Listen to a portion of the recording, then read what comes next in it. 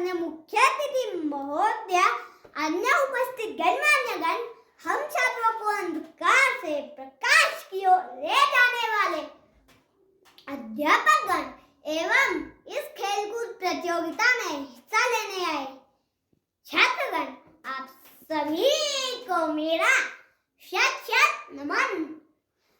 आज मैं यहाँ की दूसरी कक्षा का छात्र आप सभी के समक्ष जिस विषय को लेकर आया हूँ उसका शीर्षक है भारतीय समाज में नारी का स्थान। इस विषय को मैं दो हिस्सों में बांटकर आप सभी के सामने रखना चाहूंगा। पहला हिस्सा जिसमें भारतीय समाज में नारी को सर्वशक्तिमान दिखाया जाता है। नारी माँ है, बहन है, बेटी है, धरती है, जीवन है, नारी ज्ञान की देवी सरस्वती माँ है, नारी धन लक्ष्मी है, नारी आदिशक्ति पार्वती माँ है। ऐसी कोई भी पूजा नहीं जो नारी के बिना पूर्ण हो। कुल मिलाकर यूं कहे कि नारी ही हमारे देश में सर्वस्व है तो काफी हद तक सही भी है, क्योंकि नारी ही जीवन देती है। हर बच्चे को माँ ही अपने खून से सींच कर जीवन प्रदान करती है। यहाँ तक कि हम अपने देश को भी भारत माँ कहकर बुलाते हैं। परंतु इस बात का जो दूसरा हिस्सा या दूसरा पहलू है वह बहुत ही भयानक और दर्दनाक है, जो पहले पहलू पर बुरी तरह हावी हो जाता है। हमारे देश में नारी को केवल भोग की वस्तु ही माना जाता है। हाँ, कड़वा है पर यही सच है। ज्यादातर लड़कियां लड़कों की भोग की वस्तु ही बनकर रह जाती है। हाँ, यह बात है, कुछ आवाज उठा पाते हैं, कुछ गरीबी या शर्म के मारे अपनी आवाज नहीं उठा पाते हैं।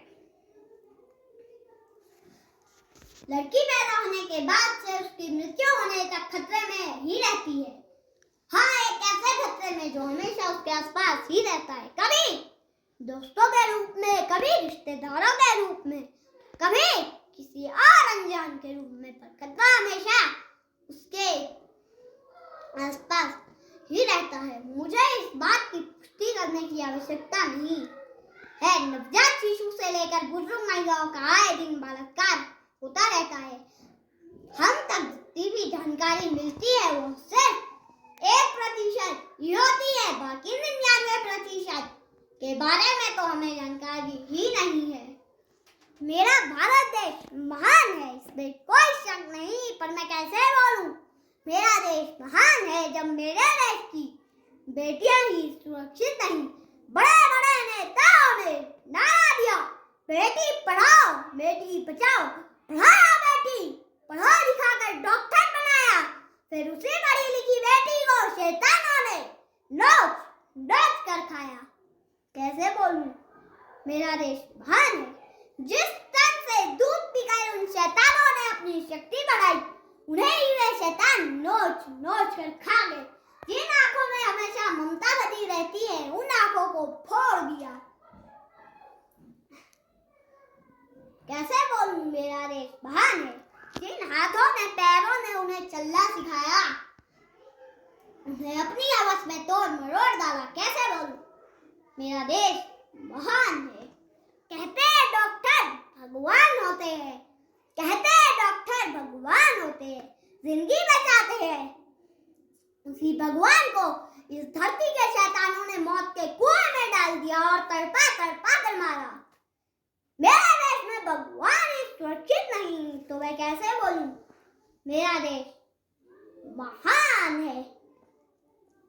जिस नारी ने अपनी परवाह ना करते हुए दिन रात मरीजों की सेवा की, उसे ही अपने ही अस्पताल में खून में लथपथ कर दिया और उसे वही अस्पताल बचा नहीं पाया। कैसे बोलूं? मेरा देश महान है। जहाँ हर दिन एक निर्भया जन्म लेती है, कैसे बोलूं? वो देश महान है। कौन करेगा इसका इंसाफ?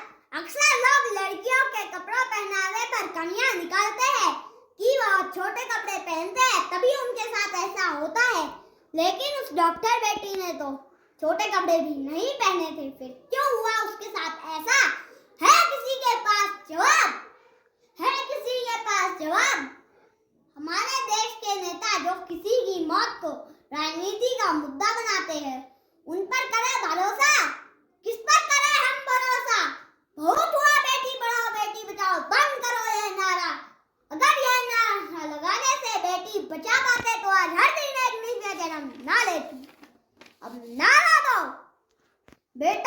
पढ़ाओ, बेटी बचाओ।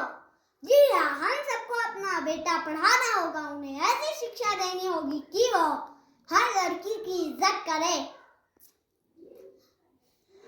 हर माँ अपने बेटे को यह शिक्षा दे कि हर लड़की को इज्जत से देखे। हर बहन हर रक्षाबंधन पर अपने भाई से उपहार लेने की जगह यह मांगे कि किसी भी लड़की को निर्भया ना बनाए। यदि ऐसा हुआ तभी मैं शान से कह पाऊंगा मेरा देश महान है। अंत में मैं अपने शब्दों को इन्हीं पंक्तियों के साथ समाप्त करता हूँ। मार डालो हर उस शैतान को, मार डालो हर उस शैतान को, ना हो खून में लथपथ कोई निर्भया, पहुंचा देना हर जन तक मेरे पैगाम को। धन्यवाद। जय नारी शक्ति।